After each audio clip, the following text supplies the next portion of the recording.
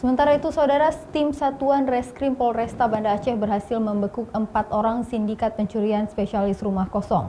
Selama Oktober 2019, 4 pelaku pencurian ini telah melakukan aksi di 10 lokasi rumah warga untuk mengambil berbagai jenis barang berharga pemilik rumah.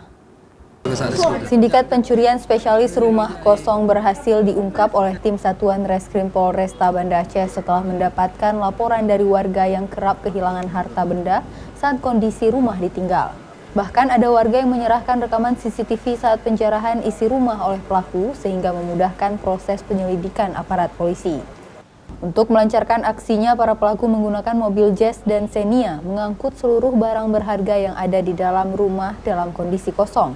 Pelaku menggunakan obeng dan peralatan saat membongkar jendela dan pintu rumah.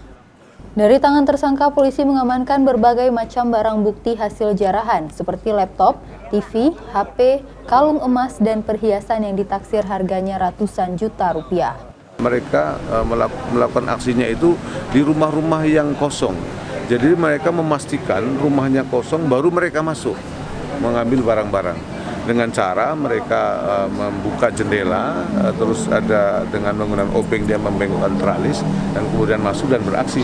Pada polisi, 4 pelaku yaitu AK, AH, RS, dan R mengaku menggunakan uang hasil jarahan barang-barang berharga pemilik rumah untuk dihabiskan di tempat-tempat hiburan dan judi online. Raja Umar, Kompas TV, Banda Aceh.